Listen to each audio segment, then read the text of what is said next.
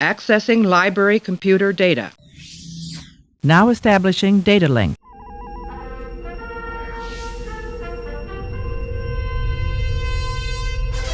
It changed the face of science fiction and popular culture. It inspired generations to dream about what galaxies might behold. And of course, professional fanboy J.J. Abrams took over the reins to reintroduce the franchise to a 21st century audience. I am, ladies and gentlemen, of course, talking about Star Wars. Yeah, did you guys hear there's like a new Star Wars movie out soon? No? Well, what we've decided to do here at SBS2 is make the case over 7 nights, 9 movies, why Star Trek is actually better than Star Wars.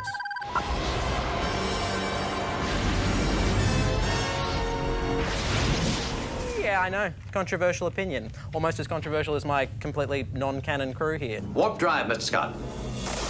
Tonight, we are starting with Star Trek the Motion Picture. Now, just some context here. Star Trek the original TV series sort of limped its way through 3 seasons in the late 1960s before being axed. Star William Shatner apparently even ended up living out of a truck for a while. But then something happened in the 1970s. The creator, Gene Roddenberry's idealistic vision of a pyjama-clad mixed-race plus alien crew boldly going where no one had gone before attracted this massive audience and TV repeats. Now, on the big screen, Star Wars showed Hollywood that sci-fi movies could be blockbusters. And so back came William Shatner as Captain Kirk, Leonard Nimoy as Spock. He had a 2-time Oscar-winning director, Robert Wise, in charge. Everything was bigger. The budget, the effects, the score, the costumes, the awkwardly placed pauses between William Shatner's dialogue. Contact. How? But above it all, it had philosophical ambition. Star Wars: The Force is a big spiritual idea, but this movie attempts to understand the very heart of creation. God, the universe, William Shatner's toupee. Now, make sure you tweet along tonight. The hashtag is TrekOnSBS. Tomorrow night, we are doing Wrath of Khan, but right now, cue the orchestra. This is Star Trek, the motion picture.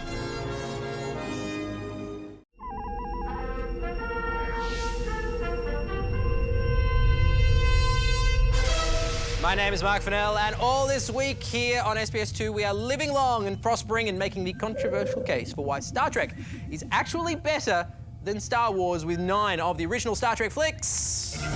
Fire. Fire. Yes, and welcome to my USS Casual, and tonight's movie is The Wrath of Khan. Now, after the very first Star Trek movie, Star Trek the Motion Picture gave us a very slow, sort of ponderous take on Captain Kirk and the crew, Wrath of Khan reminded us why we love Star Trek in the first place. It had the characters, the humour, the twisty plots, and you know what helped above all? One hell of a villain. Full power! Damn you! Khan was this genetically bred superhuman played by Ricardo Montalban, you have to say it like that, with his bulging pecs, his white mullet. And he actually first appeared in the original TV series where, to protect Earth, Kirk exiled him and his race to a random planet. And like the best Star Trek villains, he oozes gravitas. Now, I am not going to claim that Star Trek does action better than Star Wars. I'm sorry, the X-Wing dogfights, they are just unbeatable. But starship on starship, that is where Star Trek comes into its own. How do they make 2 guys sitting in armchairs, staring at each other on TV screens so damn suspenseful? That is real skill. Fire!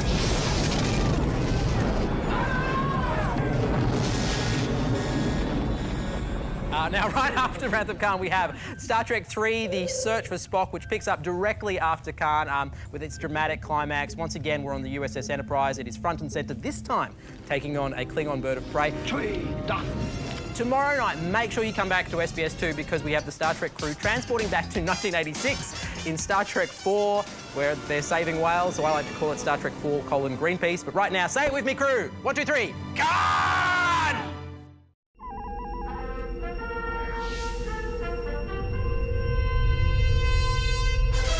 G'day, my name is, let's go with Captain Mark Fennell. This is my completely non-canon Star Trek crew, and all this week here on SBS2, we are setting our phasers to stun and making the controversial, some might even say foolhardy case for why Star Trek is actually better than Star Wars, with 9 of the original Star Trek flicks.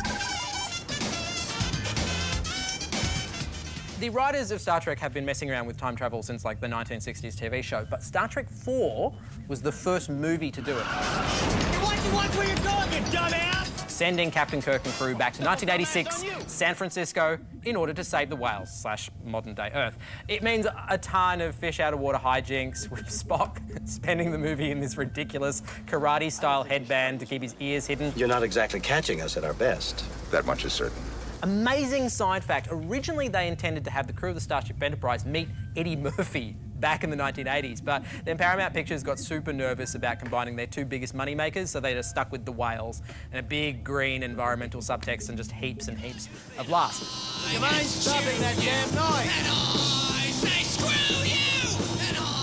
Tomorrow night here on SBS2, the last two appearances of the original cast, The Final Frontier, The Undiscovered Country, but first, there be whales here. This is Star Trek IV, The Voyage Home. I am drunk with power.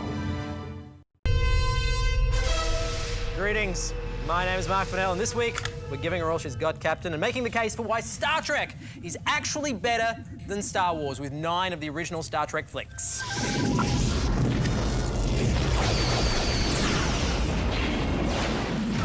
So Star Wars is definitely ramping things up at the moment. They've got sequel movies and spin-offs and animated series and official comic books, but for every franchise-milking effort that Star Wars attempts, there's just more Star Trek. We're talking about 12 feature films. There's a 13th due next year, 5 TV series, another one on the way. And tonight, 2 of those flicks, we are talking about Star Trek V and Star Trek VI, the last movies with the original full cast. So, basically, at this point in Star Trek history, the crew have fought off living machines, superhumans, the death of Spock, the revival of Spock, whales, but how about God? What does God need with a starship?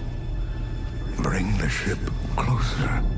I said, what does God need with a starship? So William Shatner took over the franchise as creative director on Final Frontier. He's the director. And after a couple of outings that had Leonard Nimoy in charge, and he turned this new film sort of into like a spiritual quest to find the big guy upstairs.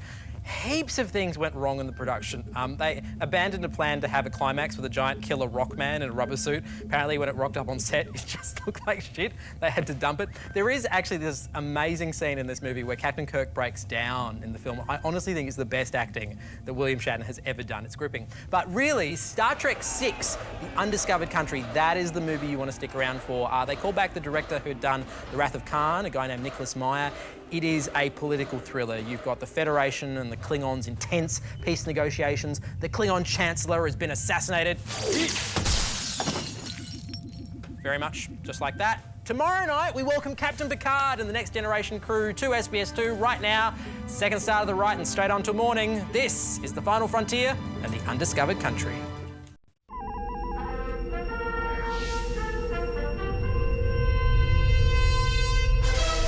Greetings. My name's Mark Fennell, and all this week we are making it so, and we are also making the case for why Star Trek is actually better than Star Wars. We're playing you 9 of the original Star Trek flicks, and here is reason number 5. You're a Starfleet officer. You have a duty. What we leave behind is not as important as how we've lived. Now, there are some excellent actors in the pantheon of Star Wars actors. You've got Alec Guinness, James Earl Jones, Ewan McGregor, whoever played Jar Jar Binks, but Patrick Stewart. The guy is a living treasure. Aside from being the most English person to ever play a Frenchman, Captain Jean-Luc Picard is like the forthright leader you wish you had. And Patrick Stewart himself, whether it's in Star Trek or X-Men or taking the piss out of himself in shows like Extras, Family Guy or American Dad, the guy is reliably brilliant. It's our mortality that defines us, Sorin. It's part of the truth of our existence. Tonight's flick, Star Trek Generations, it is the film that passed the torch from the original crew unto the next generation. Now, tomorrow night's flick is arguably the best Star Trek film ever made. It is Star Trek First Contact. Make sure you're back for that. But right now, we'll find me some carbon-based life forms. This is Star Trek Generations.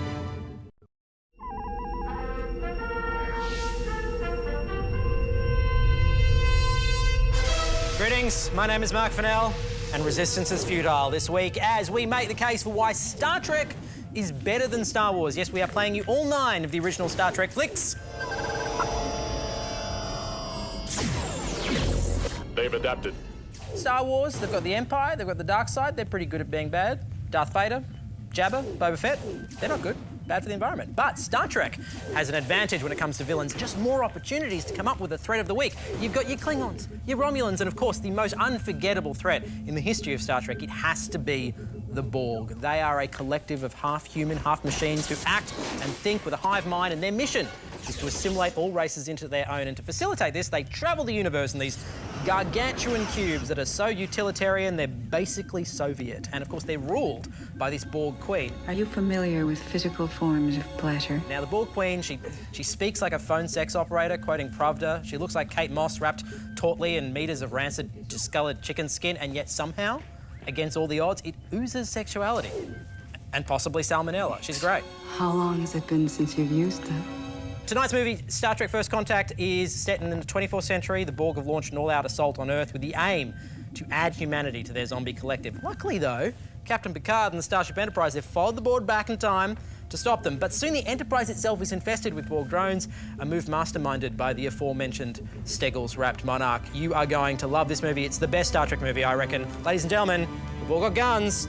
Woohoo! Star Trek First Contact!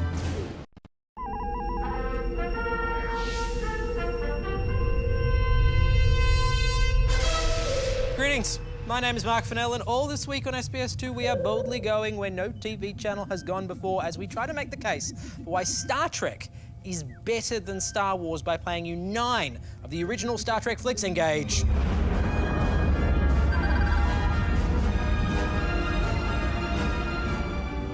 That is some freaky Star Trek love right there. And tonight's flick, Star Trek Insurrection, is the 9th feature film, the last before the new millennium, but above all, it is the most romantic Star Trek film.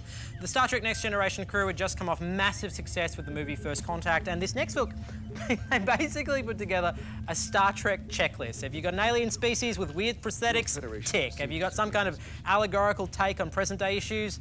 Tick. A bad guy played by a deep voice actor, preferably Shakespearean? Definite tick. All of your favourite cast members recycling their TV show shtick? Oh my God, I have not seen this many ticks since Year 4 school camp.